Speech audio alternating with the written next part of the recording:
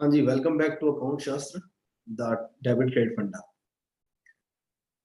हम लोगों ने अभी चालू की है जो सैंपल पेपर इशू किया है सीबीएसई ने, उसका पोस्टमार्टम सीरीज। और उसमें अभी हमारा फर्स्ट लेक्चर हो चुका है जिसमें मैंने आप लोगों को क्या समझाया है। जो पार्ट फर्स्ट है, पार्ट फर्स्ट में इन्होंने 3 सेक्शन बनाए हैं, section A, section B, section C. तो सेक्शन ए हमारा डिस्कस हो चुका है जिसमें 1 to 18 क्वेश्चन थे। एग्जाम के पॉइंट ऑफ व्यू से आपको अटेम्प्ट सिर्फ करने हैं 15 ही, ठीक है, लेकिन हमने सारे 18 के डिस्कशन हो चुका है। आज हम उसी सीरीज में आगे बढ़ रहे हैं। पार्ट फर्स्ट ही चल रहा है अभी आपका। पार्ट फर्स्ट में आज हम मूव कर रहे हैं सेक्शन बी के ऊपर, ठीक है। अगेन मैंने आपको जैसा पहले भी बताया था कि जहां से सेक्शन स्टार्ट होगा वहां इंस्ट्रक्शन जरूर होगा अगेन आपके लिए। क्या बोल रही है?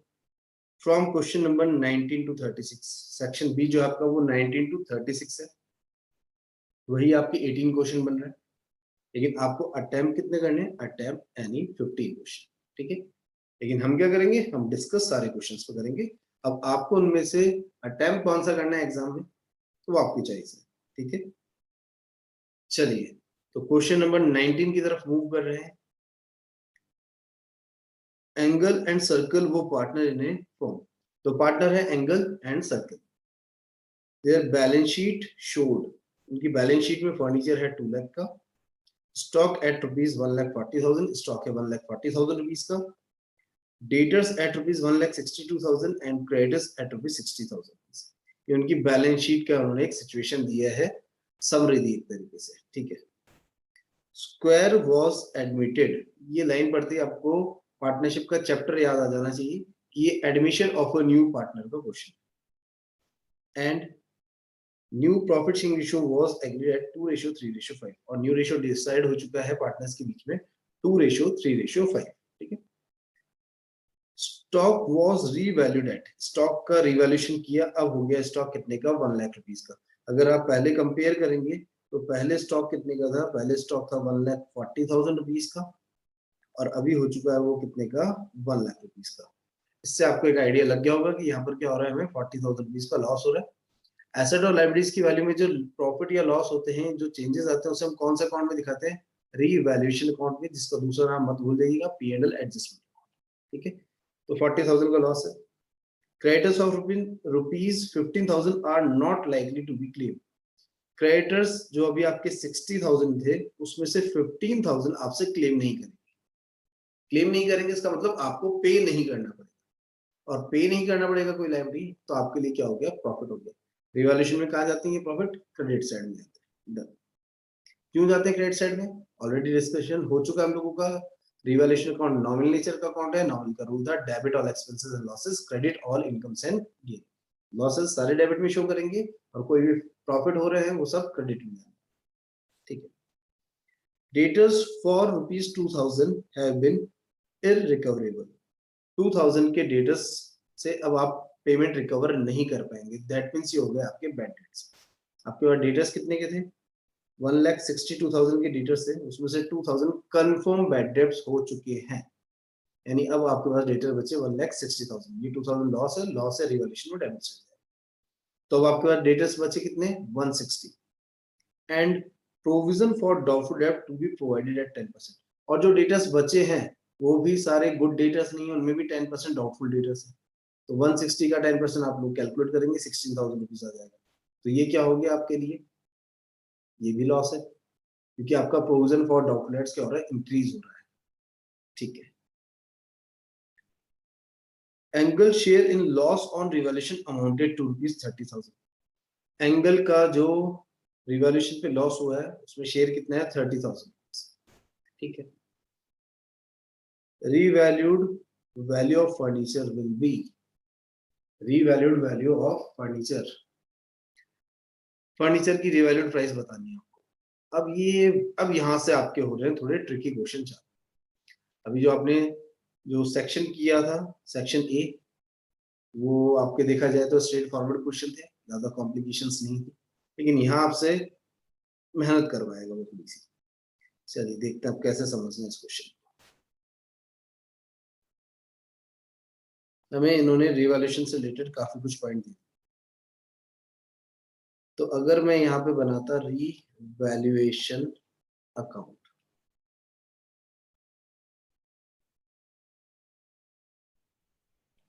तो आंसर देने के लिए थोड़ी सी मेहनत आपको करनी पड़ेगी। क्वेश्चन को समझाने के लिए मैं आपको एक्सप्लेनेशन पार्ट दे देता हूँ, बाकी आप लोग देख लीजिएगा आपको किस तरीके से करना। फर्स्ट पॉइंट वो क्या बोल रहा है आपका, जो एसेट वगैरह में चेंजेस हुए थे उसमें हमने देखा था स्टॉक रिवैल्यूड हुआ था कितने पर, 1 लाख रुपीस पर। स्टॉक पहले कितने का था, 1,40,000 का, तो यानी 40,000 का लॉस था, तो वो यहाँ आ जाएगा टू स्टॉक,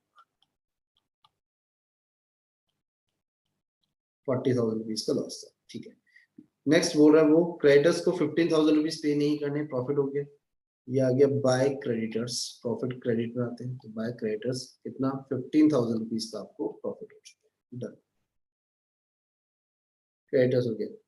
डेटर्स पे 2,000 रुपीज आपके कंफर्म डूब चुके हैं, तो डेटर्स आपके 2,000 रुपीज कंफर्म रिड्यूस हो गए। ठीक है, और जो बचे हैं, बचे कितने, 162 के डेटर्स थे, उसमें से 2,000 तो आपके कंफर्म बेड डेट्स हो गए, बचे 160 का 10%, 16,000 का आपको प्रोविजन फॉर डाउटफुल डेट्स बना हुआ है, वो हो गया आपका कितना, 16,000 रुपीज।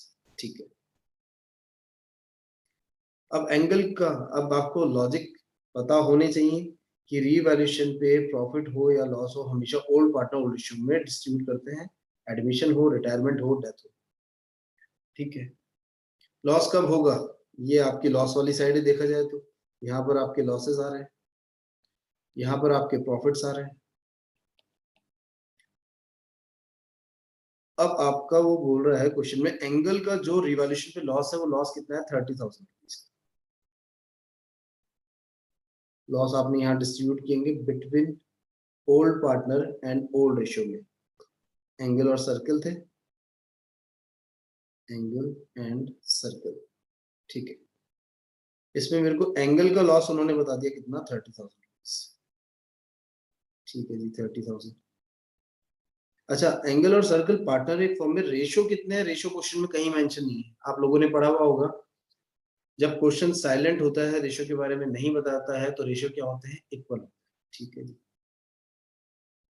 इक्वल होते हैं, तो इसका मतलब सर्कल का भी जो लॉस होगा वो कितना होगा, 30,000। Old partner old ratio, old partner दो है, एंगल और सर्कल, तो ये हो गया कितना, 60,000। चलिए ठीक है, ये हो गया 60,000। अब जब लॉस वगैरह सब डिस्ट्रीब्यूट होते हैं, दोनों साइड इक्वल हो जानी चाहिए। इधर का कितना आ रहा है, क्रेडिट साइड बड़ी आ रही है आपकी, 75,000 रुपीज का टोटल। ठीक है, ये आपका क्या है, लॉस आ रहा है। ठीक है, तो इधर का टोटल भी कितना होना चाहिए, 75,000 रुपीज।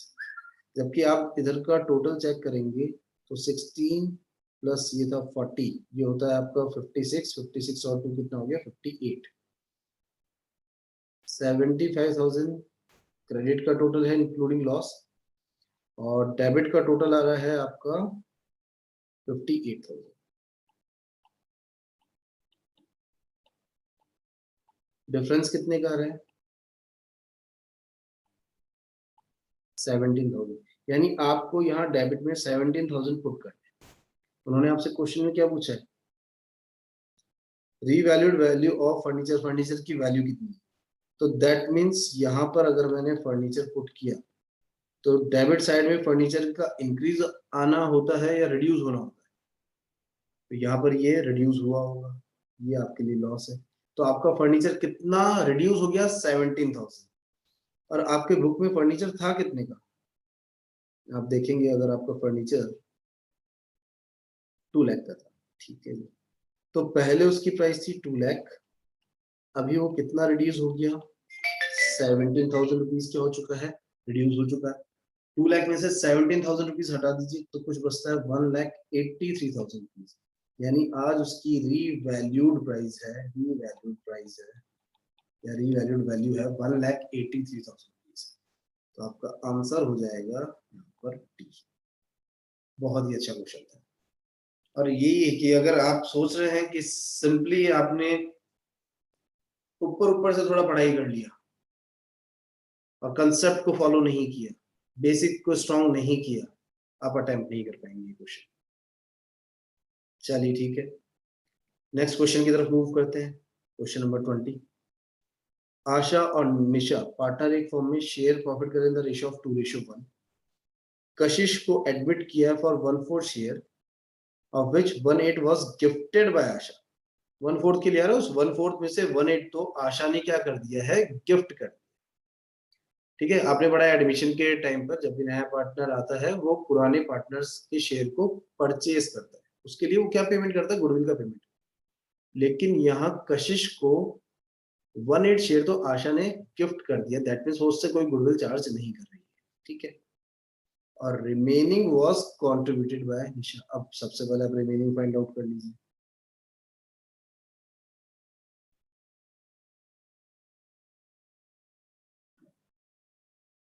नया पार्टनर आ रहा है कितने के लिए, 1/4 के लिए।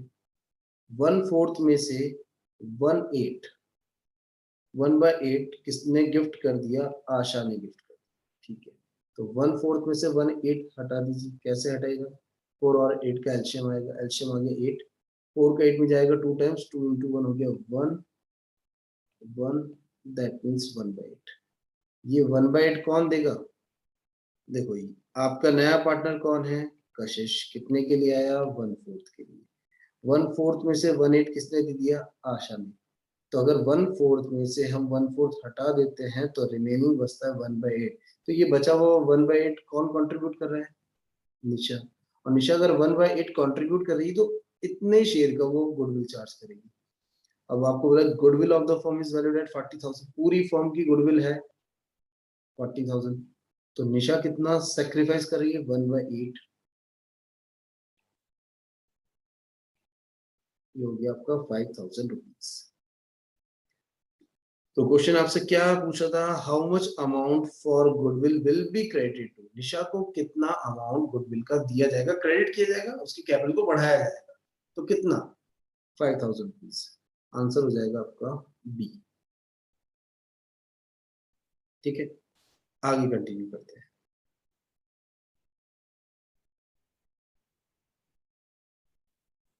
Twenty first, eight the time of admission of a new partner Vasu, old partners Paresh and Prabhav had debtors of 6,20,000।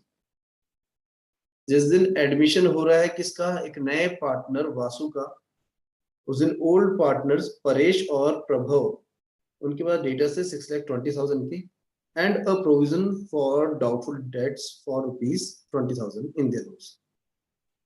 6,20,000 rupees की डेटर्स है जिसमें 20,000 डाउटफुल थे, उसके लिए हमने ऑलरेडी क्या क्रिएट किया हुआ है, प्रोविजन फॉर डाउटफुल डेट्स। ठीक है, as per terms of admission, assets were revalued and it was found that debtors worth rupees 15,000, debtors worth rupees 15,000 had turned bad। 15,000 रुपए के डेटर तो आपके बैड डेब्ट्स हो गए कन्फर्म। ठीक है, and hence should be return of, इसलिए उनको आपको क्या करना है, क्लोज करना है। which journal entry reflect the correct accounting treatment of the above situation। ठीक है जी, आपको बैड डेब्ट्स की एंट्री बनानी आती है, आप 11th में बहुत अच्छे से सीख के आए। बैड डेब्ट्स लॉस है, लॉस है, तो जब ये अमाउंट आपका बैड डेब्ट्स हुआ होगा तो एंट्री बनी होगी bad debts account debit to debtors. Bad debts account debit to debtors, कितने बैड डेब्ट्स हो गए आपके, 15,000 रुपीज के। अब नॉर्मली अगर मैं आपसे 11th की बात करूं, जो बैड डेब्ट्स होता था आप उसका क्या करते थे, प्रॉफिट एंड लॉस अकाउंट में ट्रांसफर करते थे, profit and loss account debit to, उस बैड डेब्ट्स को आप क्लोज कर देते, 15,000 एंड 15,000।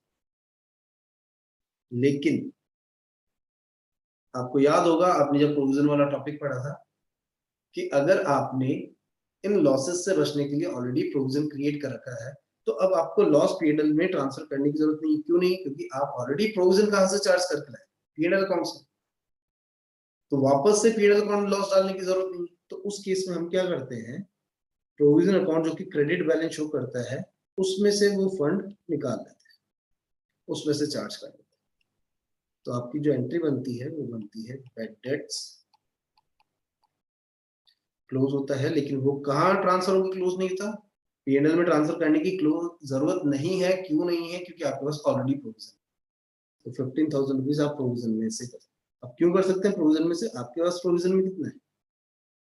20,000 रुपीज है। 20 में से 15 है तो विड्रॉ करना है, अभी भी 5,000 का बैलेंस बचेगा। ठीक है। हाँ, अगर ऐसा होता कि आपका बेड डेट्स हो जाता 25,000, तो 25,000 होता, 20 का प्रोविजन होने वाला, 5,000 रुपीज आप क्या पीएनएल से चार्ज करते हैं। और अब हम बात कर रहे हैं पार्टनरशिप की। यहाँ पार्टनरशिप में रिकॉन्सिलिएशन होता है, वहां क्या बनता है, जब भी एसेट और लायबिलिटीज में कोई लॉस होता है या प्रॉफिट होता है तो बनता है रिवैल्यूएशन। तो वो हम 5,000 चार्ज करते हैं, जो एक्स्ट्रा लॉस हुआ है, प्रोविजन के बियॉन्ड जाके लॉस हुआ है, वो हम कहाँ से चार्ज करते हैं? रिवैल्यूएशन अकाउंट से। बट ऐसी सिचुएशन नहीं है। अब आपसे अकाउंटिंग ट्रीटमेंट पूछ रहे हैं, तो bad debts account debit to debtors, ये बिल्कुल ठीक एंट्री। पहले 15,000 रुपए का क्या हुआ? बैड डेब्ट्स हुआ। अब उसको चार्ज करने के लिए हम रिवैल्यूएशन अकाउंट से चार्ज करते, रिवैल्यूएशन टू बैड डेब्ट्स करते अगर प्रोविजन नहीं होता तो। ठीक है, यहाँ तो प्रोविजन है तो प्रोविजन से चार्ज करेंगे। बिल्कुल परफेक्ट है, ए ऑप्शन सही है। दूसरे में अगर देखा जाए बी ऑप्शन में, तो पहली एंट्री तो ठीक है, लेकिन दूसरी एंट्री उन्होंने क्या किया है? रिवैल्यूएशन अकाउंट को डेबिट कर दिया, और प्रोविजन अकाउंट को क्या कर रहे हैं? कैंसिल आउट कर रहे हैं। गलत है। रिवैल्यूएशन आएगा नहीं, रिवैल्यूएशन में तब आता अगर आपके पास प्रोविजन नहीं होता। ठीक है, एक सी एंट्री बना रहे हैं कि रिवैल्यूएशन अकाउंट में 15,000 रुपए का लॉस दिखा रहे हैं, रिवैल्यूएशन में दिखाने की अगेन जरूरत नहीं है, आपके पास ऑलरेडी प्रोविजन क्रिएटेड है। ठीक है, और एक ही एंट्री बना रहे हैं, कुछ शॉर्टकट बनाने की कोशिश की है उन्होंने, bad debts account debit to revaluation. देखो रिवैल्यूएशन को क्रेडिट कर रहे हैं, क्रेडिट कर रहे हैं, इसका मतलब कोई प्रॉफिट हो रहा है क्या? प्रॉफिट हो रहा है यहाँ पर? नहीं हो रहा। तो ये सब आपके हो गए गलत, ऑप्शन ए हो गया आपका सही। ठीक है, उम्मीद है समझ में आया होगा। आगे मूव करते हैं 22nd की तरफ। अब इस बार इस टाइप के क्वेश्चन के लिए को लेकर बहुत कंफ्यूजन है, assertion based, reason based question. देखते हैं क्या है। Given below are two statement, दो स्टेटमेंट दे रखे हैं। वन लेबल्ड एज असर्शन, एक को लेबल दिया गया असर्शन का, and the other labelled as reason, और सेकंड वाले को रीजन का लेबल दिया गया। ठीक है, असर्शन क्या है? असर्शन का मतलब एक इन्होंने स्टेटमेंट दिया है, एक फैक्ट बता रहे हैं ये आपको। Transfer to reserve is shown in P&L appropriation account, ये आपके सामने एक सेंटेंस है। Transfer to reserve is shown in P&L, जो आप रिजर्व में ट्रांसफर करते हो वो P&L एप्रोप्रिएशन अकाउंट में शो करते हैं। तो जिन लोगों ने फंडामेंटल ऑफ पार्टनरशिप पढ़ा है उनको पता है कि रिजर्व कब क्रिएट होंगे? जब प्रॉफिट होगा। प्रॉफिट नहीं होगा तो क्या लॉस के केसेस में आप रिजर्व क्रिएट कर सकते हैं? बिल्कुल नहीं कर सकते। तो उस इसलिए आपका रिजर्व कब क्रिएट होता है? प्रॉफिट के केस में, और प्रॉफिट के केस में ही आप शायद पार्टनर्स को सैलरी देते हो, इंटरेस्ट ऑन कैपिटल देते हो, कमीशन देते हो। उन्हें क्या बोलते हैं? Appropriation out of profit. और इन सबको हम कहाँ दिखाते हैं? P&L एप्रोप्रिएशन में। P&L अकाउंट में नहीं दिखाते, क्योंकि P&L अकाउंट में क्या आते हैं? वो चीजें आती हैं जो कंपलसरी होती हैं देनी, वेदर प्रॉफिट और लॉस हो जाती है P&L अकाउंट में। उन्हें क्या बोलते हैं? Charge against profit. और जो चीजें आप P&L एप्रोप्रिएशन अकाउंट में दिखाते हैं उन्हें बोलते हैं एप्रोप्रिएशन आउट ऑफ प्रॉफिट। तो पहला पॉइंट जो मेरे को समझ में आ रहा है वो सही लग रहा है, transfer to reserve is shown in P&L appropriation account. बिल्कुल, P&L एप्रोप्रिएशन में ही आप रिजर्व ट्रांसफर करते हैं, वो भी तब जब प्रॉफिट होता है। ठीक है, सेंटेंस ए सही लग रहा है। अब इसका रीजन क्या दे देंगे? Reserves are charge against the profit. जो रिजर्व है वो चार्ज अगेंस्ट प्रॉफिट है। बिल्कुल गलत है। चार्ज तो वो होते हैं जो कंपलसरी होते हैं आपको क्रिएट करनी, देने ही देने हैं। लाइक एम्प्लॉय की सैलरी की बात करूंगा, देना ही देना पड़ेगा, वेदर प्रॉफिट और लॉस, आप मना नहीं कर सकते उसको। तो चार्ज वो कहा जाता है प्रॉफिट एंड लॉस अकाउंट। ठीक है, और रही बात, अगर एम्प्लॉय की सैलरी की बात करेंगे तो एम्प्लॉय को सैलरी, सॉरी एम्प्लॉय नहीं, पार्टनर, पार्टनर को सैलरी कब देंगे आप? पार्टनर को सैलरी तब देंगे जब फर्म प्रॉफिट में, और वो कहाँ आते हैं? P&L appropriation. तो रिजर्व P&L एप्रोप्रिएशन में आता है, बिल्कुल ठीक है, लेकिन P&L एप्रोप्रिएशन में चार्ज आते हैं क्या? P&L एप्रोप्रिएशन में तो एप्रोप्रिएशन आता है। तो उन्होंने रीजन गलत दे दिया। Reason are reserves are charge against the profit. जो रिजर्व है वो चार्ज अगेंस्ट नहीं है, reserve appropriation out of profit. तो असर्शन बिल्कुल ठीक है, बट रीजन गलत है। In the context of the about statement which one of the following is correct? A is correct but R is wrong. ऐसा ही लग रहा है बिल्कुल हमको। ए तो करेक्ट है, बट आर जो है वो रीजन जो दिया है वो रॉन्ग है। ये बोल रहा है both A and R are correct, बिल्कुल गलत। ए इज रॉन्ग, नहीं ए तो सही है, ये भी गलत हो गया। Both A and R wrong, ये भी गलत है। तो यहाँ आपका आंसर हो जाएगा ए। ए इज करेक्ट, बिल्कुल असर्शन बिल्कुल सही है, बट उसका जो रीजन दिया वो रीजन क्या है, गलत है। ठीक है, आगे मूव करते हैं। Next question number 23।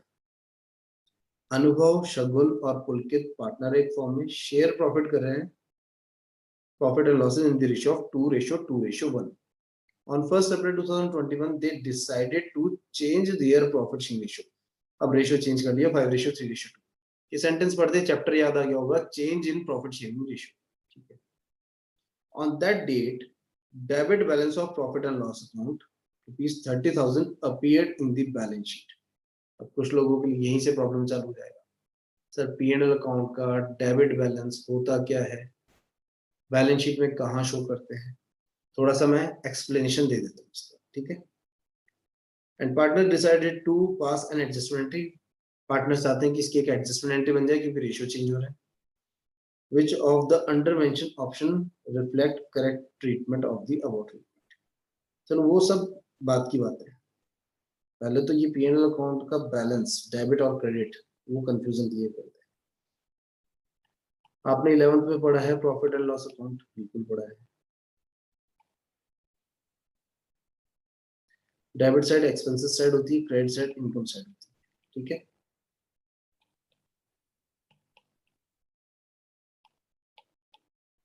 अब अगर आपको गलती से याद है तो बताओ नेट प्रॉफिट कब निकलता था, जब debit side that means expenses side extra होगी, या फिर जब आपकी इनकम साइड का टोटल ज्यादा है।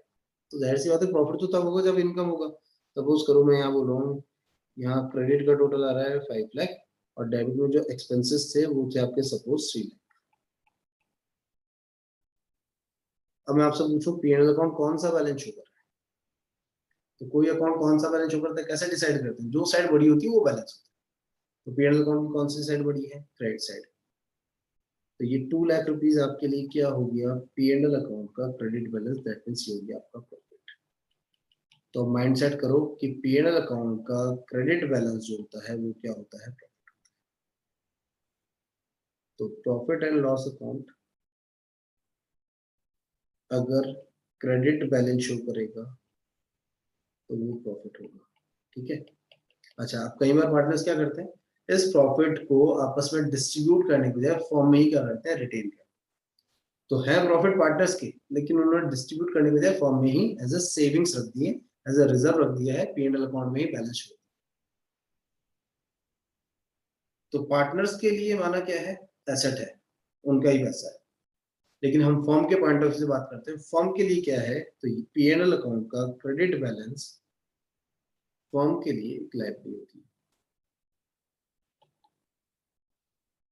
तो कंफ्यूज मत होना, P&L अकाउंट का क्रेडिट बैलेंस बोले तो समझ जाना प्रॉफिट है, या फिर P&L अकाउंट लायबिलिटी साइड दे रखा है तो समझ जाना प्रॉफिट है। दोनों ही केसेस में क्या होता है, प्रॉफिट होता है, ठीक है। लेकिन अगर मैं यही P&L अकाउंट में बात करता, प्रॉफिट एंड लॉस अकाउंट आप बना रहे हैं, इस बार सपोज डेबिट का टोटल ज्यादा है, ये 5 लाख है और ये यहाँ 3 लाख है, तो ये 2 लाख क्या होगा, तो ये आपका होता है लॉस। P&L अकाउंट कौन सा बैलेंस शो कर रहा है इस बार डेबिट साइड बढ़ी है। तो याद रखने लायक बात क्या है, प्रॉफिट एंड लॉस अकाउंट अगर डेबिट बैलेंस शो करता है तो वो होता है लॉस। अब ये लॉस पार्टनर्स पर डिस्ट्रीब्यूट होना चाहिए था, लेकिन जब तक डिस्ट्रीब्यूट नहीं हुआ, अनडिस्ट्रीब्यूटेड है, तब तक फर्म के पास है। अब पार्टनर्स से लेने हैं ये लॉसेस, किसको, फर्म को। पार्टनर्स के लिए लायबिलिटी, लेकिन फर्म को उनसे रिकवर करने हैं, तो फर्म के लिए क्या होंगे, एसेट। तो अगेन ध्यान रखने वाली बात क्या है कि P&L अकाउंट अगर डेबिट बैलेंस शो कर रहा है तो समझ जाना लॉस है, या फिर P&L अकाउंट बैलेंस शीट में एसेट साइड दे रखा है तो समझ जाना लॉस है। उम्मीद है यहां तक समझ में आ गया होगा P&L अकाउंट का डेबिट और क्रेडिट का मतलब।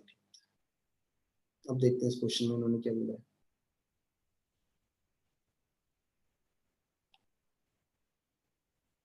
जिस दिन रेशियो चेंज किया, debit balance of profit and loss, debit balance 30,000 rupees का क्या था, बैलेंस था, यानी 30,000 का डेबिट बैलेंस होने का मतलब हो गया फर्म का लॉस। ठीक है, अब एडजस्टमेंट एंट्री में हो गए। अब एडजस्टमेंट एंट्री को मैं समझाता हूँ आप लोगों को बनाते कैसे। देखो ये लॉसेस जो थे वो पार्टनर्स के पुराने लॉसेस हैं, तो जब ये पुराने लॉसेस हैं तो पुराने पार्टनर में पुराने रेशियो में डिस्ट्रीब्यूट होना चाहिए। तो अनुभव, शगुन और पुलकित में कैसे कैसे डिस्ट्रीब्यूट होना चाहिए था ये लॉस। 30,000 है, तो पार्टनर्स या तो ये डिसाइड कर सकते हैं कि इस लॉस को हम अब डिस्ट्रीब्यूट करके खत्म करेंगे, बैलेंस शीट में शो नहीं करना। तो या तो ये ऑप्शन दे सकता है आपको कि भाई इसको खत्म करो। ठीक है, अगर वो बोला होता, वैसे बोला नहीं है वो, लेकिन अगर वो बोला होता तो 30,000 रुपीज में अनुभव का शेयर था 2 to 1 यानी कि 2/5, ये आता है आपका 12,000। सेम अगर शगुन का निकालते हैं आप तो 30,000 इंटू आप अगेन करते 2/5, 12,000 रुपीज। और पुलकित का निकालते तो 30,000 इंटू 1/5। इस तरीके से ये लॉस डिस्ट्रीब्यूट होना चाहिए था। अगर मैं आपसे इसकी जर्नल एंट्री पूछूं, क्या एंट्री बनाते हैं आप, तो देखो पीएनएल अकाउंट कौन सा बैलेंस शो कर रहा है, डेबिट, उसको तो क्लोज करना है, खत्म करना है। अगर बोला होता तो इस क्वेश्चन में नहीं बोला, इन्होंने तो सिर्फ एक एडजस्टमेंट कैसे बनेगी वहां तक जाने के लिए पहले मेरे को आपको लॉजिक समझाना। तो PNL account debit balance show कर रहा है, उसको क्लोज करने के लिए क्रिएट करना पड़ेगा। अनुभव, शगुन और पुलकित की कैपिटल क्या हो जाएगी, रिड्यूस हो जाएगी, लॉस डिस्ट्रीब्यूट होगा तो कैपिटल जब भी रिड्यूस होती है डेबिट करते हैं, और ये पीएनएल अकाउंट मैंने क्रेडिट करके क्लोज कर 30,000, 12,000 अनुभव को, 12,000 रुपीज शगुन को और 6,000 रुपीज पुलकित को लॉस क्या हुआ, झेलना पड़ा। ठीक है, लेकिन क्वेश्चन आपको क्या बोल रहा है। अच्छा, एक लॉजिक और, अगर ये लॉस आज डिस्ट्रीब्यूट नहीं होते, ये जो लॉस आपने अभी क्या किए हैं पार्टनर्स में डिस्ट्रीब्यूट की, अगर ये आज डिस्ट्रीब्यूट नहीं करोगे तो फ्यूचर में जाके डिस्ट्रीब्यूट करना पड़ेगा। लेकिन फ्यूचर में तो रेशियो क्या हो चुके हैं, 5:3:2। तो लॉजिकली तो ये होता है कि उसी दिन डिस्ट्रीब्यूट करके खत्म कर दो। ठीक है, अगर आपने उस दिन नहीं किया तो फ्यूचर में जाके एंट्री तो ठीक है बनेगी, ASP2 P&L 30,000 ही, बट पहले डिस्ट्रीब्यूट कर देते तो ओल्ड रेशियो में, फ्यूचर में डिस्ट्रीब्यूट करोगे तो न्यू रेशियो में। न्यू रेशियो कितने हैं, न्यू रेशियो 5:3:2 में डिस्ट्रीब्यूट करो 30,000 को 5:3:2 में। तो 5/10, 3/10 और 2/10, ये आता 15,000, ये आ जाता आपका 9,000 और ये आ जाता 6,000। तो लॉजिक तो क्या बोलता है, पुराने लॉस है पुराने रेशियो में डिस्ट्रीब्यूट करके खत्म कर देना चाहिए। ठीक है, लेकिन अगर आपने आज नहीं किया तो फ्यूचर में जाओगे तो ये वाली एंट्री बनेगी। तो नहीं डिस्ट्रीब्यूट करने से किसको नुकसान और किसको फायदा, ये चेक करना पड़ेगा। देखो सही तरीका तो ये था, तो ए को कितने का लॉस होना चाहिए था, 12,000 का, लेकिन फ्यूचर में उसको लॉस कितने का हो रहा है, 15,000 रुपीज का। तो बाद में डिस्ट्रीब्यूट करने की वजह से ए को 3,000 रुपए का लॉस होगा। ठीक है, एस की बात करें, एस का आज लॉस कितना है 12,000 का, फ्यूचर में अगर डिस्ट्रीब्यूट करेंगे तो उसका लॉस कितने का होगा, 9,000 रुपीज का लॉस होगा। तो अल्टीमेटली आज डिस्ट्रीब्यूट करते हैं तो उसको 12,000 रुपए का लॉस झेलना पड़ता, फ्यूचर में डिस्ट्रीब्यूट करें तो उसको सिर्फ 9,000 का लॉस झेलना पड़ता। अच्छा, पी के कोई फर्क नहीं पड़ना, आज डिस्ट्रीब्यूट करो कल डिस्ट्रीब्यूट करो, उसको आज भी 6,000 लॉस है और बाद में भी 6,000 लॉस है। तो अल्टीमेटली ए क्या ऑब्जेक्शन करेगा, ए बोलेगा ये तो आज डिस्ट्रीब्यूट होना चाहिए, और अगर आपने आज डिस्ट्रीब्यूट नहीं किया तो मुझे बाद में जाके 3,000 रुपए का लॉस होगा। ठीक है, आप चाहते हो कि डिस्ट्रीब्यूट ना हो, मत करो डिस्ट्रीब्यूट, लेकिन मेरा 3,000 रुपए का सेटलमेंट आज करो। तो 3,000 रुपीज कौन किसको देने वाला है, तो 3,000 रुपीज एस के अकाउंट से आज कटेंगे और ए के अकाउंट में ट्रांसफर होंगे। तो एंट्री क्या बनेगी, एस कैपिटल अकाउंट डेबिट, शगुन है और ये अनुभव है, तो टू अनुभव कैपिटल अकाउंट। कैपिटल अकाउंट अगर कैपिटल फ्लक्चुएटिंग है और अगर इन्होंने फिक्स्ड बोला है तो फिक्स्ड होगा, कुछ नहीं बोला है। ठीक है, 3,000 एंड 3,000 रुपीज। ठीक है, लेकिन ये तो बहुत लॉन्ग कट हो गया, शॉर्टकट कैसे होता?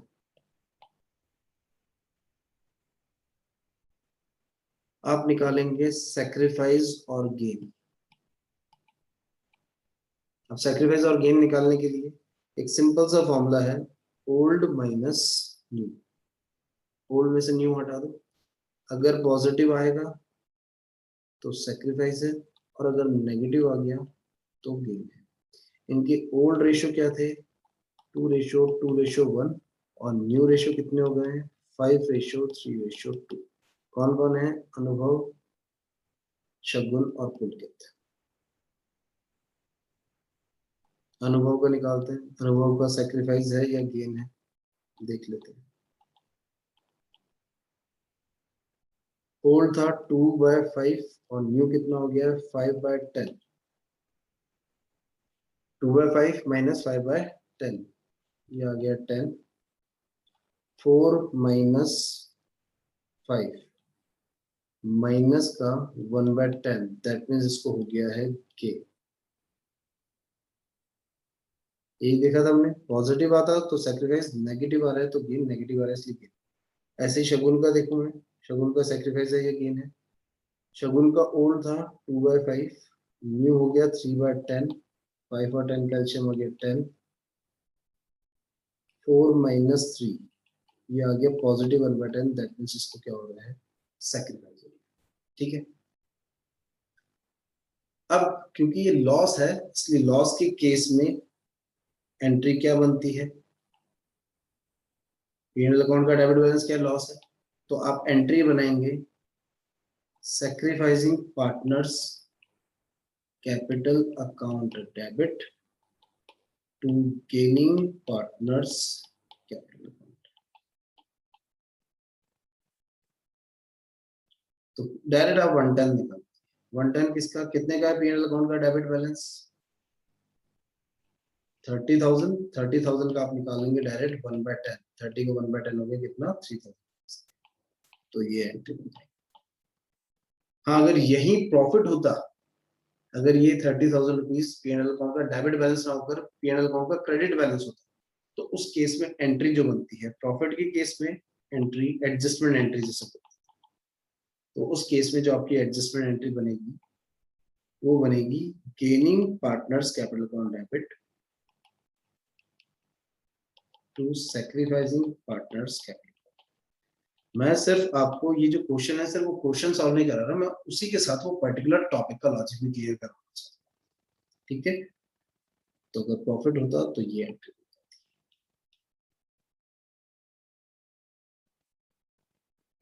तो फिलहाल सैक्रिफाइसिंग पार्टनर कौन है? शगुन है। तो सैक्रिफाइस लॉस के केस में सैक्रिफाइसिंग पार्टनर को क्या करते हैं? डेबिट करते हैं। तो शगुन हो जाएगी डेबिट, अनुभव हो जाएगा क्रेडिट। ऑप्शन ढूंढते हैं, ऐसा है कहीं पर? ए ऑप्शन ही है शायद।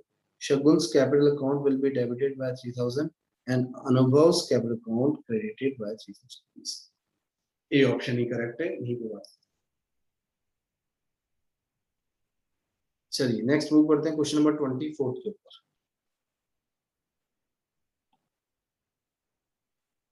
ए बी सी पार्टनर एक फॉर्म में, और partnership deed provide for interest on drawing at the rate 8% पर annum, इंटरेस्ट ऑन ड्राइंग 8% पर annum। बी विड्रॉ कर रहा है fixed amount in the middle of every month and his interest on drawing amounted to rupees 4,800, और उसका interest on drawing कितना बना? 4,800 खुद ने निकाल के दी। What was the amount of his monthly drawing? अब आपको पहले तो ये पता होना चाहिए कि जब एक partner middle of every month निकालता है तो उसका इंटरेस्ट ऑन ड्राइंग कितना होता है। इसके लिए अगर आपको याद हो तो एक फॉर्मूला है आपका, या एक मेथड है, average period method.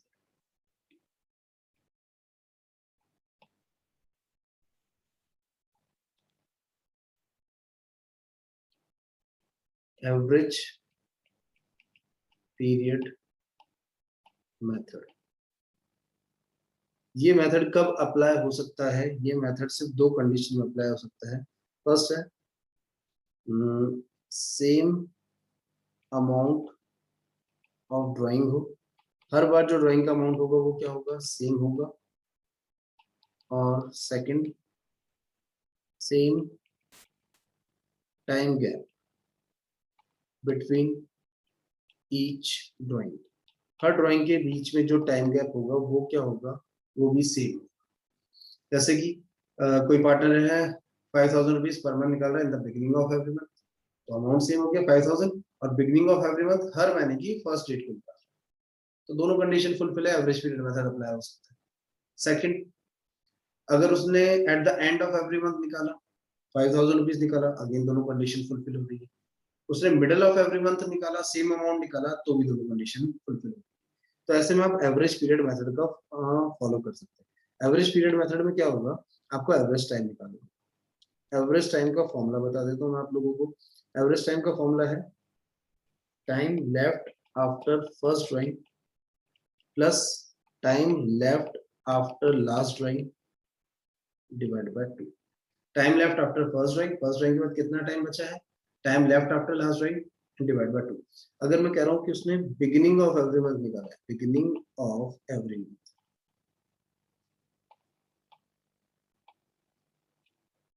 Suppose question हो रहा है उसने 5,000 हर महीने की शुरुआत में निकाला है, तो 5,000 एक बार निकाला है, तो 12 मंथ्स में उसने टोटल 12 टाइम्स कितना निकाला होगा, 60,000। रेट क्वेश्चन आपको दे देगा, सपोज 12% दे दिया तो 12%। अब क्या चाहिए आपको, टाइम, तो एवरेज टाइम निकालने के लिए ये वाला। अब बताओ उसने अगर हर महीने की बिगिनिंग में निकाला है, तो पहला ड्राइंग कब किया होगा, 1 अप्रैल। 1 अप्रैल वाली ड्राइंग के ऊपर उसे कितने महीने का इंटरेस्ट पे करना पड़ेगा, पूरे 12 मंथ्स का, 1 अप्रैल से लेकर 31 मार्च। तो time left after first drawing कितना हो गया, 12। ठीक है, फिर बोल रहा है टाइम लेफ्ट आफ्टर लास्ट, इसने लास्ट ड्राइंग कब किया हो, हर महीने की शुरुआत में कर रहा है, तो लास्ट ड्राइंग लास्ट मंथ की शुरुआत में क्या होगा, लास्ट मंथ कौन सा होता है, मार्च, 1 मार्च। इस आखिरी ड्राइंग के ऊपर उसे 1 मंथ का क्या देना पड़ेगा, इंटरेस्ट देना पड़ेगा, divide by 2, 13 divide by 2, 6.5 months. उसे 6.5 मंथ्स का क्या पे करना पड़ेगा, इंटरेस्ट पे करना। यही अगर बिगिनिंग की जगह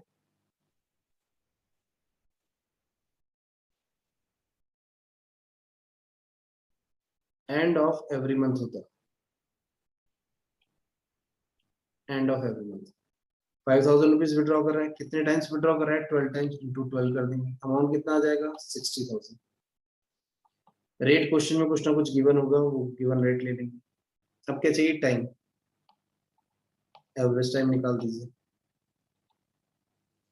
तो एवरेज टाइम का फॉर्मूले के हिसाब से time left after first drawing उसने कब किया, हर महीने के आखिरी में जाके, तो पहला ड्राइंग अप्रैल के लास्ट में क्या होगा, शायद 30 अप्रैल को। अप्रैल का कोई इंटरेस्ट उसे पे करने की जरूरत नहीं, लेकिन रिमेनिंग 11 मंथ्स का तो पे करना पड़ेगा। तो time left after first drawing 11। Last drawing उसने कब किया होगा, लास्ट मंथ के एंड में, लास्ट मंथ कौन सा, मार्च के एंड में, यानी कि 31 मार्च। क्या मार्च वाले ड्राइंग के ऊपर उसे कोई इंटरेस्ट पे करने की जरूरत है, बिल्कुल नहीं है। Time left after first drawing 0, last drawing 0, divide by 2, 11 divide by 2, 5.5। तो एंड में आप उससे 5.5 मतलब क्या चार्ज करेंगे, इंटरेस्ट चार्ज करेंगे। ठीक है, यही अगर वो बोल देता है middle of every month, middle वाले में 5,000 रुपीज उसने विड्रॉ किया है, कितने टाइम, 12 टाइम, टोटल 60,000। रेट कुछ ना कुछ गिवन होगा, आपको क्या चाहिए, टाइम चाहिए। ठीक है जी, एवरेज टाइम, पहला ड्राइंग उसने कब किया होगा, फर्स्ट मंथ के मिडल में, अप्रैल के मिडल में, शायद 15 अप्रैल को। तो 1 अप्रैल से 15 अप्रैल तक कोई इंटरेस्ट नहीं पे करना है, लेकिन 15 अप्रैल से लेकर उसको 31 मार्च तक इंटरेस्ट पे करना पड़ेगा, यानी कि total 11.5। Time left after first drawing 11.5। शुरू के आधे महीने पे तो इंटरेस्ट नहीं लगेगा, बाकी 11.5 महीने पे तो इंटरेस्ट देना पड़ेगा। लास्ट ड्राइंग कब क्या होगा, मार्च के मिड में, शायद 15 ऑफ मार्च को कर लेते हैं। 15 मार्च से 31 मार्च यानी हाफ मंथ का उसको इंटरेस्ट देना पड़ेगा। Time left after last drawing 0.5 divide by 2, 12 divide by 2, that means हो गया 6 मंथ। उसे 6 महीने का क्या देना पड़ेगा, इंटरेस्ट ऑन ड्राइंग देना। ये मैंने आपको कैलकुलेट करने का तरीका बताया, अब याद रखने का तरीका, मिडल में हमेशा 6 मंथ आएगा। ठीक है, 20 साल का एवरेज क्या होगा, 12 महीने का एवरेज क्या होगा, 6, इसलिए मिडल 6। बिगिनिंग पे जाने के लिए 0.5 ऐड कर दीजिए, ये 0.5 ही क्यों ऐड किया? क्योंकि एक ड्राइंग के बीच में कितने मंथ का गैप है? 1 मंथ का। 1 का एवरेज क्या होगा? 0.5, इसलिए 0.5 ऐड। और अगर आपको एंड में निकालने को बोला है तो एंड में निकालने के लिए इस मिडल वाले में से 0.5 लेस कर दीजिएगा, या 5.5। तो बिगिनिंग ऑफ एवरी मंथ में 6.5 मंथ्स का आप इंटरेस्ट चार्ज करेंगे। मिडल के केस में आप 6 मंथ्स का इंटरेस्ट ऑन ड्राइंग चार्ज करेंगे, और एंड के केस में आप 5.5 मंथ का इंटरेस्ट क्या करने वाले हैं? चार्ज करेंगे। ठीक है जी। अब देखते हैं क्वेश्चन क्या है, कंसेप्ट समझ में आ गया होगा।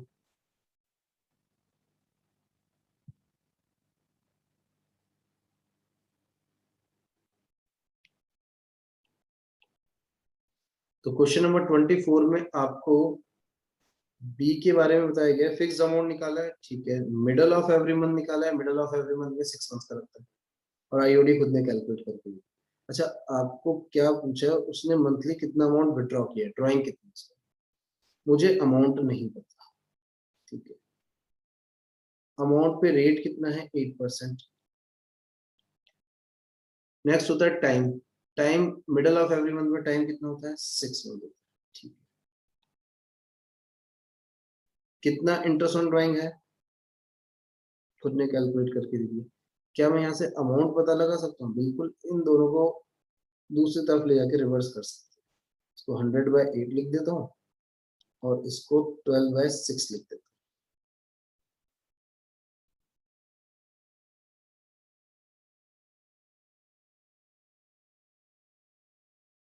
600 इंटू 100 करेंगे, ये आ जाएगा आपका 60,000। 60,000 इंटू 2 हो गया 1,20,000।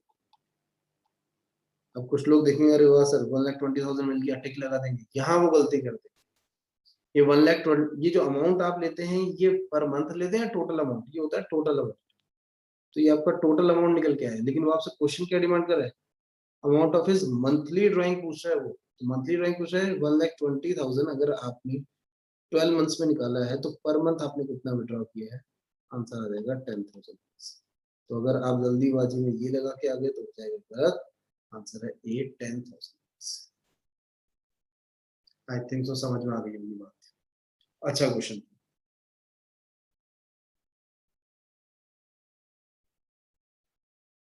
25th क्वेश्चन भी बहुत अच्छा है।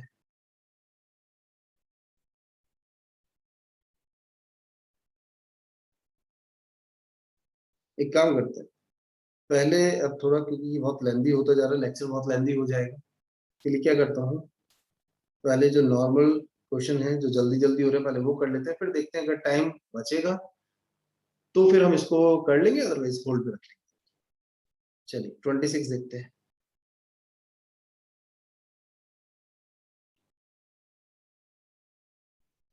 Given below are two statements. दो स्टेटमेंट दे रखे हैं, वही पहला असर्शन है, दूसरा आपका रीजन है। असर्शन फर्स्ट बोल रहा है revaluation account is prepared eight the time of admission of A partner. Admission के टाइम पे रिवैल्यूएशन अकाउंट बनाया जाता है, बिल्कुल बनाया जाता है। एडमिशन में भी बनाया जाता है, रिटायरमेंट में भी बनाया जाता है, डेथ में भी बनाया जाता है, चेंज इन प्रोफेशन इशू में भी बनाया जाता है। अब रीजन क्या बोल रहे हैं? It is required to adjust the value of asset and liabilities at the time of admission of a partner so that the true financial position of the firm is reflected। बात तो ये भी सही है। रिवैल्यूएशन अकाउंट एडमिशन के time पे बनता है, बिल्कुल बनता है। अब वो बोल रहा है कि ये एडमिशन के टाइम पर क्यों बनता है? क्योंकि हम चाहते हैं हमारी फाइनेंशियल पोजीशन सही से रिफ्लेक्ट। सही रिफ्लेक्ट होने के लिए क्या करना पड़ेगा? आपको एसेट और लायबिलिटीज की वैल्यू में क्या करना पड़ेगा? चेंजेस करना पड़ेगा, और उसके लिए हम क्या बनाते हैं? रिवैल्यूएशन। तो असर्शन भी ठीक है, और रीजन की बात करें तो रीजन भी ठीक है। तो अब आपसे पूछा क्या है, तो आप बोलेंगे both A and R are correct, R is the correct reason. बिल्कुल ठीक है, पहला पॉइंट ही हो गया। ए और आर दोनों करेक्ट हैं, और आर जो है, जो रीजन दिया है, वो करेक्ट रीजन है किसका? असर्शन का, सेंटेंस का। ठीक है, बिल्कुल ठीक है। ये हो गया हमारा 26। अभी हमने 25 को क्या रखा हुआ है? होल्ड पे रखा। ठीक है, चलिए 27 देखते हैं।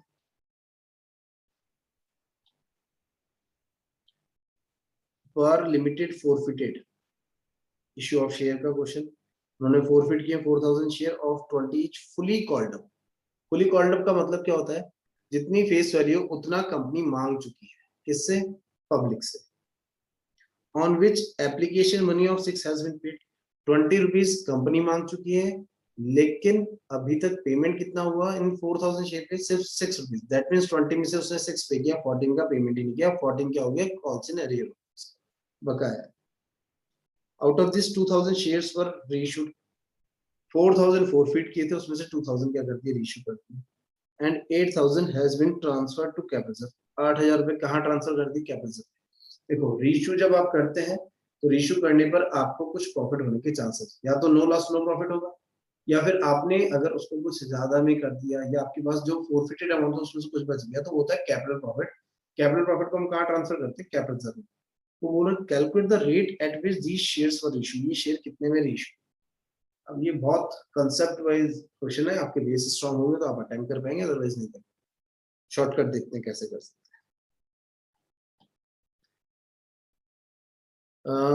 आपकी फेस वैल्यू जो है शेयर की वो कितनी दे रखी है, 20। उसमें से पेड कितना है, 6 रुपीज पर शेयर उसने पे किया है। 14 रुपीज क्या हो गया, नहीं पे किया, ये अगेन ठीक है। तो फोरफिटेड अमाउंट निकाल सकते हैं हम इससे। उसने 4000 शेयर पर, 4000 शेयर फोरफिट हुए, पर शेयर 6 रुपीज पे किया है। दैट मीन्स उसने टोटल कितना, 24,000 का क्या कर रखा है, पेमेंट का। ठीक है, ये तो 4000 पे हो गए, लेकिन क्या पूरे के पूरे 4000 रीइश्यू हो गए, बिल्कुल नहीं। रीइश्यू कितने हुए हैं, 2000 शेयर। 2000 शेयर पे अगर मैं बात करूं तो 6 के हिसाब से पर शेयर उसने टोटल 2000 शेयर है, पर शेयर पे 6 रुपए का उसने पेमेंट किया है। दैट मीन्स उसने 12,000 रुपए का पेमेंट कंपनी को दे रखा है, जो कंपनी क्या कर लेगी, फोरफिट कर लेगी। रीजन, उसने बाकी का रिमेनिंग पेमेंट नहीं। तो ये 12,000 रुपए जो कंपनी ने उसके फोरफिट कर रखे हैं, ये कंपनी के लिए क्या है, प्रॉफिट। लेकिन ये पूरा का पूरा 12,000 प्रॉफिट होगा, ये तब होगा जब आप इन शेयर को फेस वैल्यू पर ही सेल आउट करो, तब तो पूरे 12,000 रुपए आपके पास। लेकिन अगर आपने रीइश्यू करते हुए कोई भी डिस्काउंट दिया है, तो 12,000 रुपए कैपिटल में कैपिटल प्रॉफिट नहीं बन पाएगा, ट्रांसफर नहीं हो पाएगा। अब इन्होंने क्या किया, टोटल 12,000 रुपए है, 12,000 में से क्या बोल रहे हैं वो, कि इसमें से रिजर्व में, कैपिटल रिजर्व, कैपिटल रिजर्व में ट्रांसफर हुआ है कितना, 8,000 बोला है। 8,000 has been transfer to capital. दिमाग लगाओ ना, अगर 12,000 में से सिर्फ 8,000 ही कैपिटल रिजर्व में जा रहे हैं, इसका मतलब डिस्काउंट ऑन री इशू, डिस्काउंट ऑन री इशू कितना हो गया, आपने 4,000 रुपए का डिस्काउंट दिया। 4,000 का डिस्काउंट कितने शेयर पे दिया है, 2,000 शेयर पे। 2,000 से डिवाइड कर, आपको पर शेयर का डिस्काउंट आएगा, ₹2 पर शेयर आपका क्या है, डिस्काउंट है। अब दिमाग लगाओ, एक शेयर है आपका कितने का, 20 रुपीज का, उसको आपने 2 रुपए डिस्काउंट पे रीइश्यू किया। दैट मीन्स आपने रीइश्यू कितने पे किया, 18 पे। और वो क्या पूछा आपसे, calculate the rate at which the shares were reissue, ये शेयर कितने पे रीइश्यू हुए, तो ये शेयर रीइश्यू हुए 18 रुपीज पे, 18। लॉजिक समझ में आ गया होगा। 20 में से 6 पे की, दैट मीन 14 पे नहीं की, यानी पर शेयर कंपनी इसका कितना फोरफिट करेगी, 6। तो 4,000 शेयर पे 6 के हिसाब से टोटल कितना फोरफिट हुआ, 24,000। 2,000 शेयर पे, अभी 2,000 इशू है, तो 2,000 शेयर पे 6 के हिसाब से टोटल फोरफिटेड अमाउंट कितना है, 12,000। उस 12 में से क्वेश्चन खुद आपको इन्फॉर्मेशन दे रहा है कि कैपिटल में आपने कितना ट्रांसफर किया, 8,000। 12,000 क्यों नहीं किया, क्योंकि आपको 4,000 का रीशू पे डिस्काउंट देना पड़ गया होगा। 4,000 का अगर रीशू पे डिस्काउंट दिया है, रीशू शेयर कितने हैं, 2,000। दैट मीन पर शेयर आपने 2 रुपए का क्या दिया है, डिस्काउंट दिया।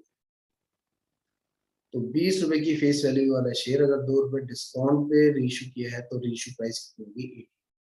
अगेन बहुत अच्छा क्वेश्चन, बहुत सही क्वेश्चन है।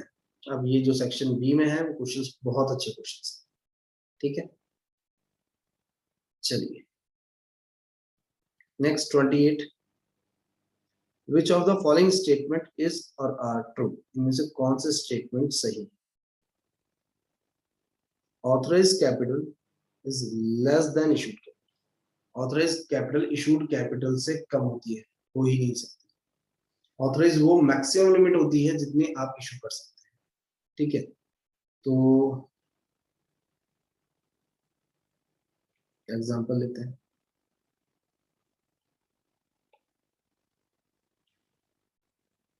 सबसे बड़ा फिगर होता है ऑथोराइज्ड, ऑथराइज्ड कैपिटल आपके पास सपोज 10 लाख रुपीज वाइज बात कर लेते हैं, 10 लाख रुपीज के शेयर हैं इशू करने के लिए, तो आप शायद मैक्सिमम कितने कर सकते हैं, 10 लाख। अब आपने अगर पूरे के पूरे 10 लाख इशू कर दिए तो आपकी इशूड कैपिटल मैक्सिमम कितनी हो सकती है, ये मैक्सिमम हो सकती है ना 10 लाख। क्या इशू कैपिटल 12 लाख हो सकती है, किसी भी हालत में नहीं, आपके पास मैक्सिमम लिमिट कितनी है 10 लाख की। तो पहला पॉइंट जो कि ऑथराइज कैपिटल लेस देन होगा, इशूड कैपिटल से बिल्कुल नहीं होगा ऐसा, ये हो गया गलत। Authorise capital is greater than or equal to issued capital, ये अभी अभी मैंने आपको एग्जांपल में समझा दिया। ये जरूर हो सकता है, जितनी ऑथराइज कैपिटल है उतनी ही इशूड कैपिटल हो सकती है, या जितनी ऑथराइज कैपिटल है उससे कम इशूड कैपिटल 8 लाख हो सकती है, बिल्कुल हो सकती है। तो सेकंड वाला सेंटेंस सही लग रहा है कि ऑथराइज कैपिटल क्या होगी आपकी, ग्रेटर देन या इक्वल टू होगी इसकी इशूड कैपिटल, ये पॉइंट है। Third, subscribe capital is less than issued capital, subscribe capital less than equal to issued capital. तो सब्सक्राइब कैपिटल क्या होता है, आपने 10 लाख शेयर इशू किए और पूरे के पूरे 10 लाख क्या हो गए, सब्सक्राइब। इशूड कैपिटल और सब्सक्राइब कैपिटल बिल्कुल सेम, लेकिन आपने 10 लाख इशू किए और 12 लाख सब्सक्राइब हो गए, हो ही नहीं सकते, आप इशू कर ही नहीं सकते। तो सब्सक्राइब कैपिटल से कम हो सकती है, 9 लाख हो सकती है, लेकिन इससे ज्यादा नहीं होगी। तो इशू कैपिटल हमेशा ज्यादा होगा या बराबर होगा किसके, सब्सक्राइब कैपिटल के। तो उन्होंने बोला है सब्सक्राइब कैपिटल जो है वो लेस देन होगी, हो सकती है, इक्वल टू होगी, हो सकती है। तो ये दोनों तो पॉइंट सही। फोर्थ बोल रहा है सब्सक्राइब कैपिटल इशूड कैपिटल से ज्यादा होगी, बिल्कुल नहीं। तो आपका सेकंड और थर्ड जो है वो सही है। तो सी पॉइंट हो गया, second and third both are correct पूछा था उन्होंने, ट्रू, कौन से ट्रू है, तो सेकंड और थर्ड आपके क्या हो गए हैं, ट्रू। ठीक है जी, आगे कंटिन्यू करते हैं।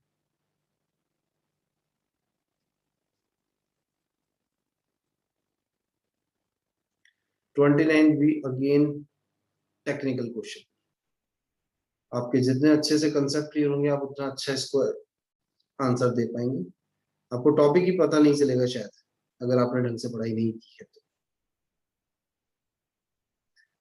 मिकी, टॉम और लैरी पार्टनर है, एक फॉर्म में, रेशियो है 5:3 on 31 March 2021 their books reflected a net profit of 2,10,000, 2,10,000 का नेट प्रॉफिट है।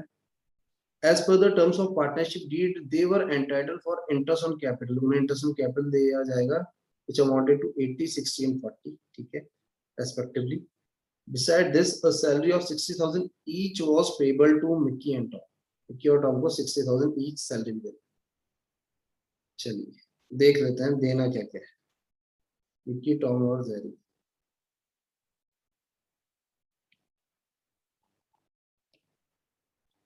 मिक्की, टॉम और जेरी, ठीक है। एक तो इनको देने को बोला है interest on capital,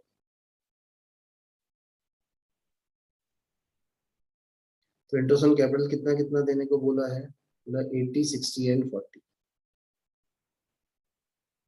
80,000, 60,000 and 40,000, 80, 60 and 40। चलिए 80, 60 और 40 प्लस कर लीजिए, ये हो गया शायद कुछ 1,80,000 रुपीज, ठीक है।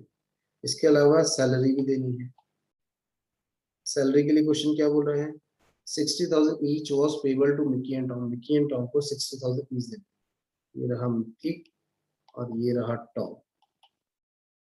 टोटल ये कितना हो गया, 60 और 60 120। देना कितना है, 3 लाख रुपए। अच्छा आपको पता होना चाहिए कि आईओसी और सैलरी जो होते हैं वो एप्रोप्रिएशन होते हैं, तो ये हो गया आपका एप्रोप्रिएशन, कितना, 3 लाख। बट आपको क्वेश्चन ने क्या दिया, profit 2,10,000, net profit, net profit हो गया आपका 2,10,000।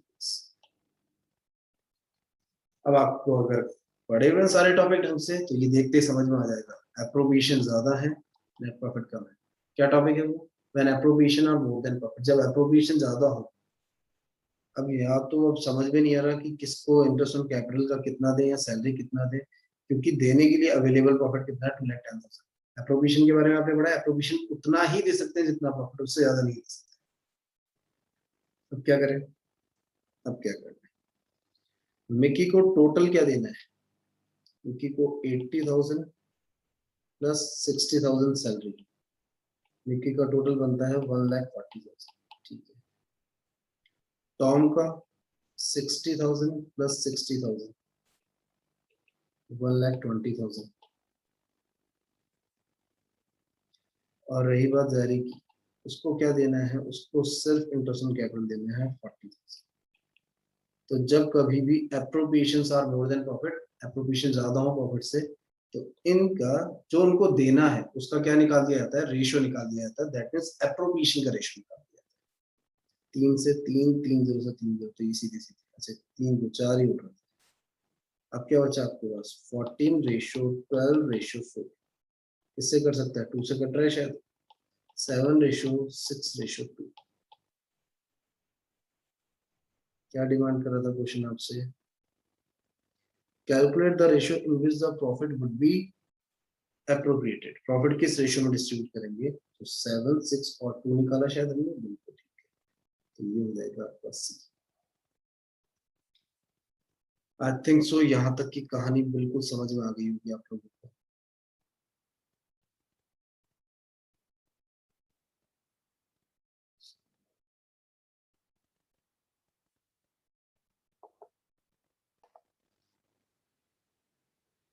चलिए नेक्स्ट हम मूव करते हैं 30 के ऊपर। Question number 30, Mohit had been allotted 600 share by a Govinda Limited on pro rata basis। pro rata basis का मतलब proportionate basis। proportionate कब किया जाता है, जब ओवर सब्सक्रिप्शन हो जाता है, जब डिमांड ज्यादा की जाती है और शेयर्स कम। तो आप ऐसे में सबको दुखी नहीं करना चाहते, तो ऐसे में क्या करते हैं, उसने जितने मांगे हैं उसको डायरेक्ट मुंह पे मना करने के बजाय आपने उसको कुछ कम शेयर देके सेटिस्फाई, प्रो रेटा बेसिस हो जाता है। उसमें क्या हुआ, which had issued 2 share for every 3 applied, जिसने 3 शेयर मांगे उसको 2 दी। उन्होंने क्या बोला, issue 2 share for every 3 applied, आपने जितने भी शेयर अप्लाइड किए हैं उसको इन्होंने एक पर्टिकुलर रेशियो में 3:2 में 3 डिमांड की है, 2 दे दी, ठीक है। He had paid application money of ₹3 per share, उसने सिर्फ 3 रुपए दिए हैं एप्लीकेशन पे, एंड कुड नॉट पे अलॉटमेंट, उसने अलॉटमेंट मनी नहीं दिया, कितने का, ₹5 पर शेयर का। First and final call of ₹2 पर share was not yet made by the company, company ने अभी फर्स्ट एंड फाइनल कॉल मांगी नहीं है। हिज शेयर वर फॉरफिटेड फॉलोइंग एंट्री पास, ये एंट्री बनेगी, ये हमें पता ही है फॉरफिचर के टाइम पर एंट्री बनती है, जब आपने इशू किया तो कैपिटल को क्रेडिट कर रहे हैं, फॉरफिचर के टाइम पे वो कैपिटल कैंसिल करनी होती है, इसलिए शेयर कैपिटल डेबिट होकर कैंसिल होता है। 2 शेयर फॉरफिटेड, इसमें क्या अमाउंट होता है, जितना उसने कैपिटल का अमाउंट पे कर दिया होगा वो यहाँ आता है, और जितना उसने पे नहीं किया जिस भी इंस्टॉलमेंट का, अलॉटमेंट है तो अलॉटमेंट फर्स्ट कॉल है तो फर्स्ट कॉल, सेकंड कॉल है तो सेकंड कॉल, जितना पे नहीं किया वो इधर आता है। अब वो आपसे यही पूछ रहा है, इस क्वेश्चन की थोड़ी सी समरी बना लेते हैं। अलॉटेड शेयर दे रखे हैं, अलॉटेड शेयर, और अलॉटेड शेयर कितने हैं, 600 शेयर्स, ठीक है। अब अगर मैं यहां से इसके अप्लाइड निकालना चाहूँ तो अप्लाइड निकालने का मैंने लास्ट आपको इसी में जब मैं आपको सैंपल पेपर सॉल्व करवा रहा था उसमें मैंने आपको अप्लाइड अलॉटेड अलॉटेड से अप्लाइड निकालना समझा। वापस से देख लेते हैं, इसके जो भी शेयर्स गिवन है, अलॉटेड है तो अलॉटेड, अप्लाइड है तो अप्लाइड, इनटू में रख दीजिए, लाली अलॉटेड, अलॉटेड, अलॉटेड है तो डिवाइड भी आप किससे करेंगे, अलॉटेड से, और अलॉटेड में उन्होंने रेशियो क्या बताया है, 2:3, यानी कि 3 अप्लाई करोगे तो 2 अलॉट, तो अलॉट कितने होंगे, 2। तो मैंने बताया था ये दोनों चीजें सेम होती है, अलॉट अलॉट यहाँ जाता है, ऊपर चला जाता है अप्लाइड, ठीक है। तो इस रेशियो में दिया इन्होंने,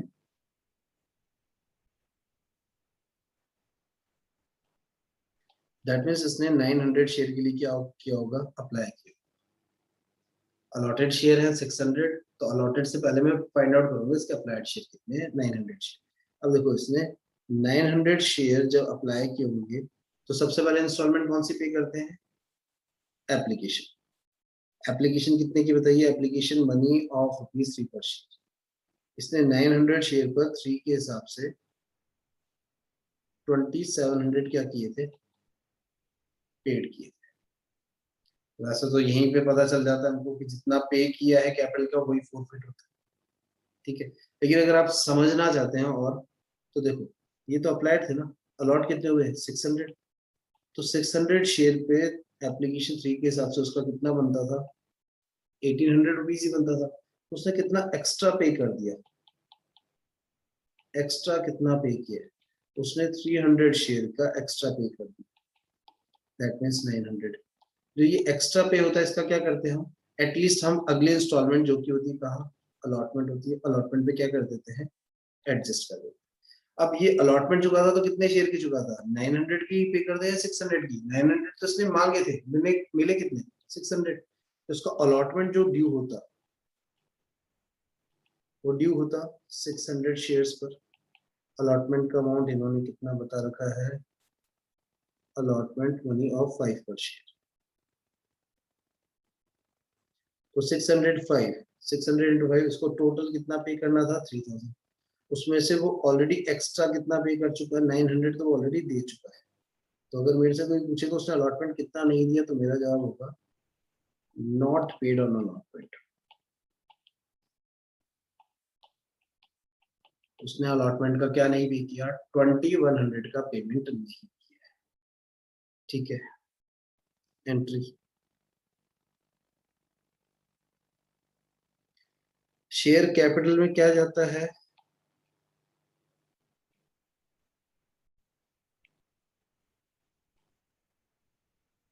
शेयर कैपिटल में जाता है number of share forfeited into called up capital.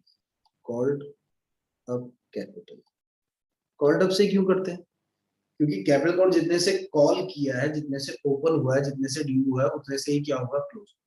अब क्या आपने first and final call due की है, तो वो तो बोल रहे ना शायद नॉट येट वेट, तो जब मांगी नहीं तो कैंसिल आउट नहीं कर सकते, जब तक आपने कैपिटल अकाउंट ओपन ही नहीं किया तो आप क्लोज भी नहीं कर सकते। तो नंबर ऑफ शेयर फोरफिटेड कितने हैं भाई, उसके पास 600 शेयर थे।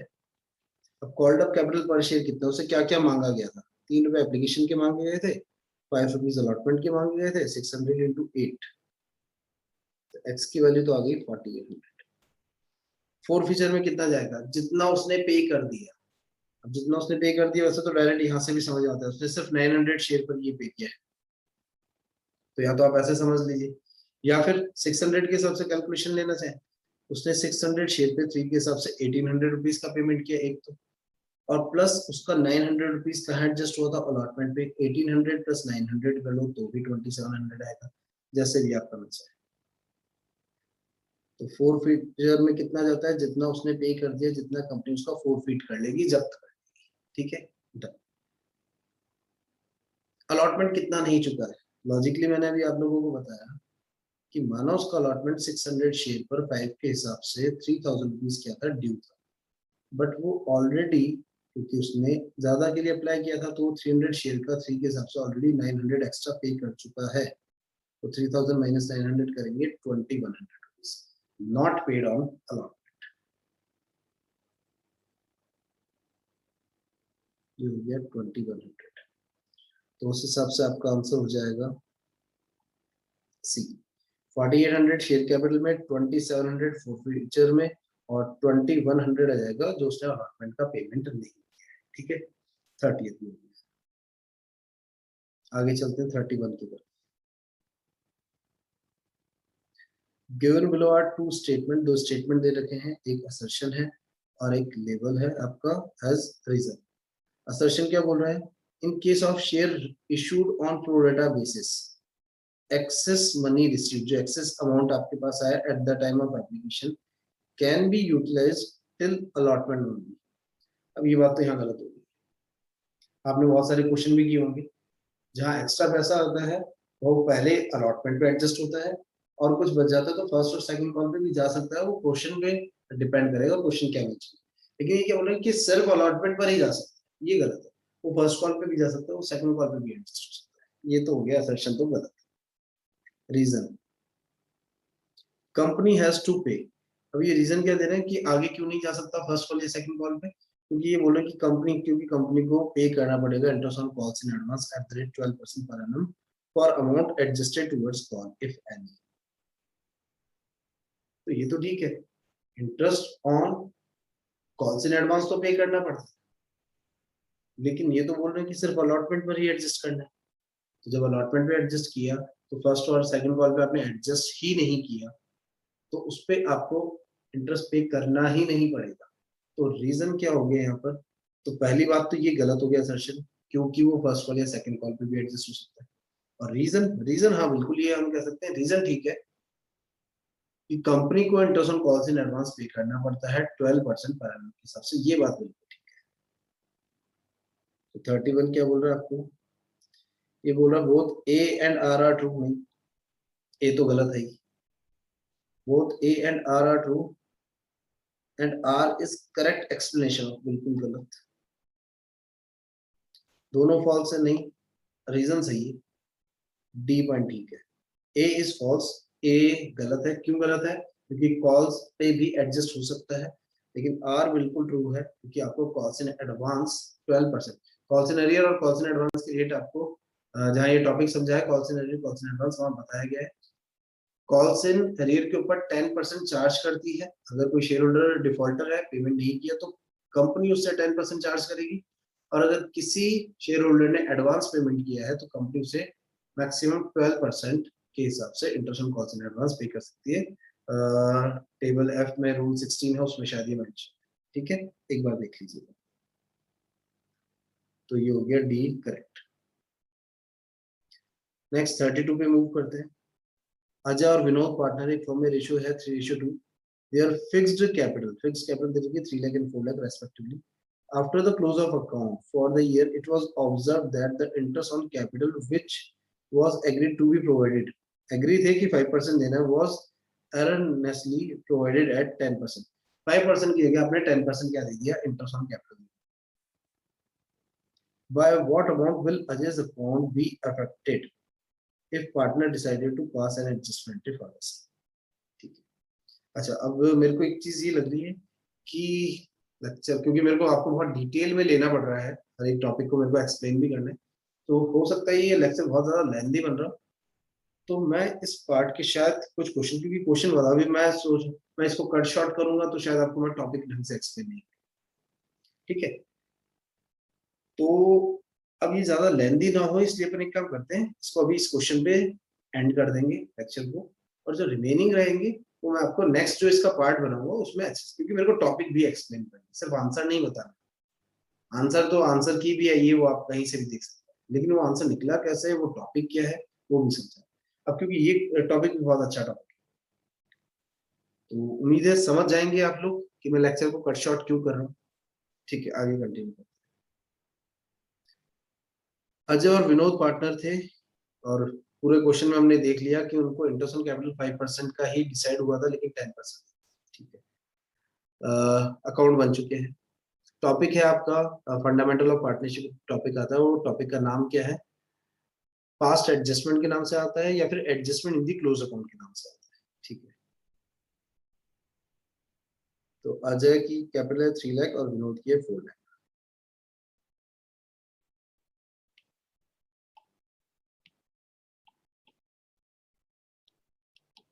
अजय एंड विनोद, कैपिटल कितनी है, कैपिटल इनकी 3 लाख एंड 4 लाख।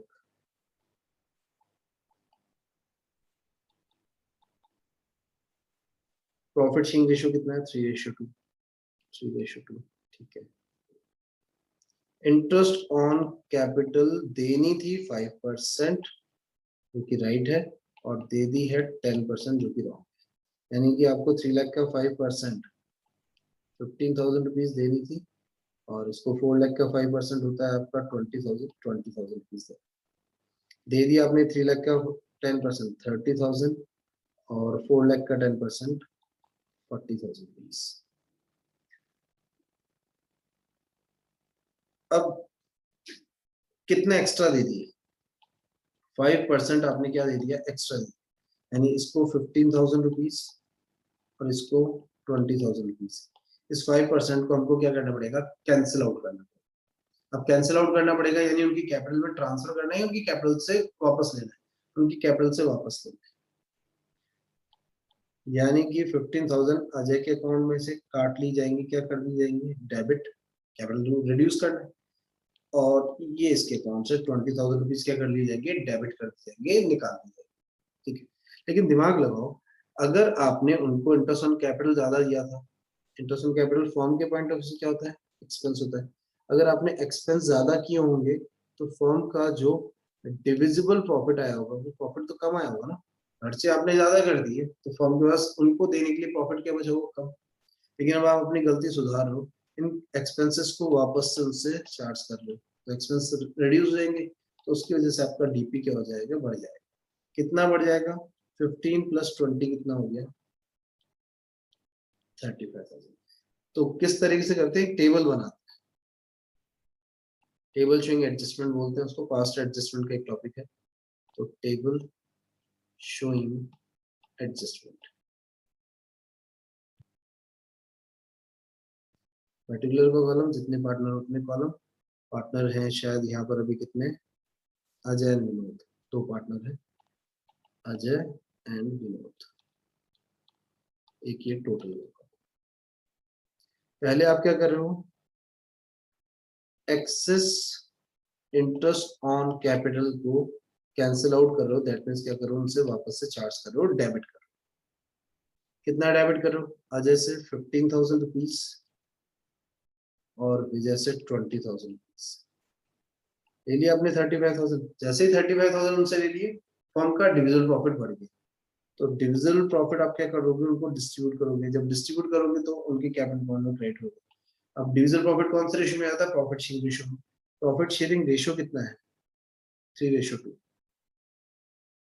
तो 35,000 को जब आप 3:2 में, 3/5 और 2/5, 3:2 है, 2:3 है, चेक कर लेते हैं, 3:2, 3/5, 2/5, ये तो हो गया आपका 21,000 रुपीज, और ये हो गया आपका 14,000, और ये हो गया 35,000।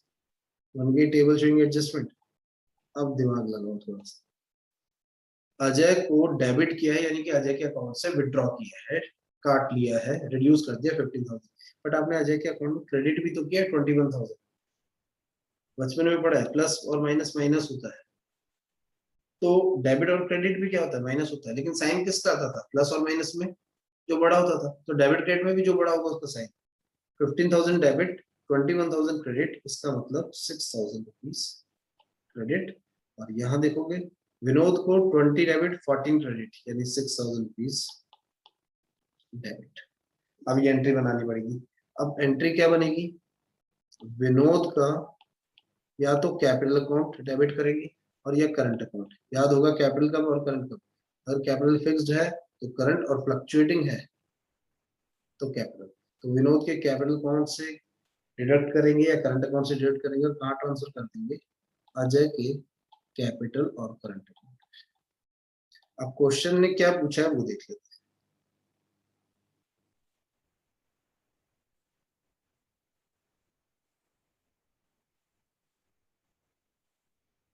क्वेश्चन पूछ रहा है, बाय व्हाट अमाउंट,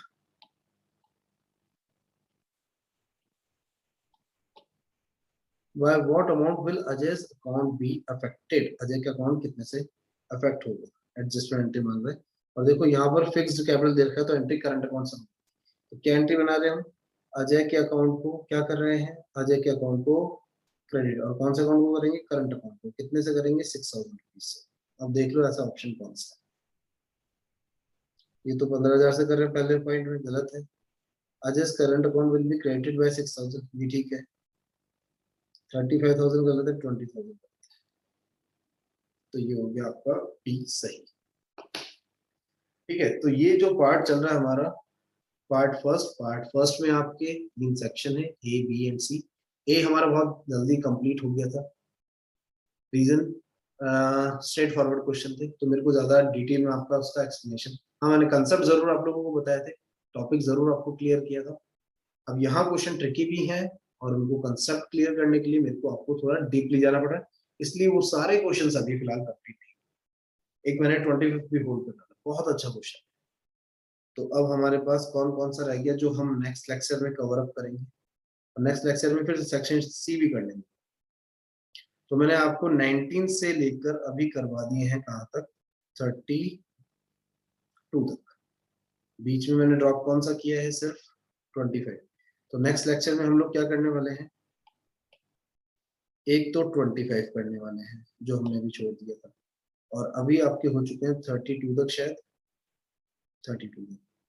तो इस सेक्शन में बचे आपके 33, 34, 35 एंड 36। अभी ये क्वेश्चन होना चाहिए, नेक्स्ट लेक्चर में ले लेंगे, ठीक है। चलिए आज के लिए इतना काफी है। वीडियो पसंद आ रहा है प्लीज लाइक कीजिए, शेयर कीजिए और चैनल को सब्सक्राइब कीजिए। चैनल का नाम क्या है, अकाउंट शास्त्र द डेबिट क्रेडिट फंड, ठीक है। बहुत जल्दी मिलते हैं नेक्स्ट लेक्चर। ओके चलिए, बाय बाय।